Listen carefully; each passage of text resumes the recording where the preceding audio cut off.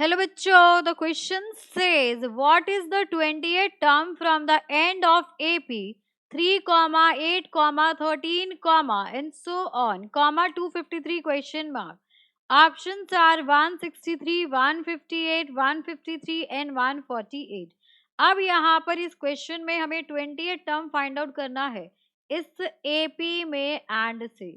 तो इस क्वेश्चन को सॉल्व करने के लिए हम यहाँ पर की कंसेप्ट यूज करेंगे, that is nth term of an AP, that is a n is given by a plus n minus 1d। अब यहाँ पर देखिए हमें जो सीरीज गिवन है वो है आपके पास 3, 8, 13 एंड सो ऑन 253।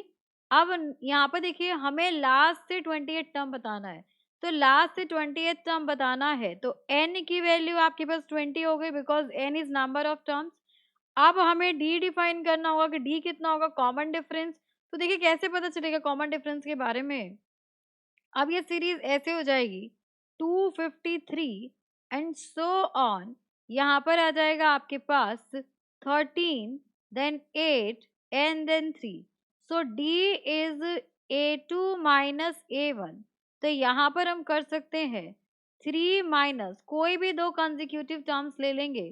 तो यहाँ पर हमने ले लिया 3 माइनस ये वाला टर्म दैट इज 8। तो ये हो गया आपके पास -5, यहाँ से वैल्यू आ गई डी की -5। अब डी भी आ गया आपके पास। अब फर्स्ट टर्म की बात करें तो इस सीरीज में आपकी फर्स्ट टर्म क्या होगी, तो ए आपके पास ये हो जाएगा। So a is equal to 253। अब हम वैल्यू सब्स्टिट्यूट कर सकते हैं। So a 20 will be equals to first term is 253 plus n is 20 minus 1 and d की वैल्यू कितनी है आपके पास, d इज -5। सो यहाँ पर जब इसको हम मल्टीप्लाई करेंगे तो 253 ये हो जाएगा आपके पास +19 मल्टीप्लाइड बाय -5।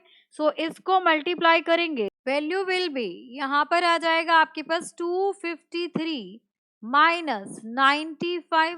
अब इसे हम माइनस करेंगे सो 13 minus 5 will be 8, 14 minus 9 will be 5 and यहाँ पर आ गया 1। सो A20 लास्ट से आपकी 28 टर्म होगी 158।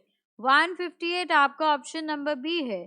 सो for this question option number B A20 equals to 150 is the final answer. Hope you understood it very well. Thank you so much. Best of luck.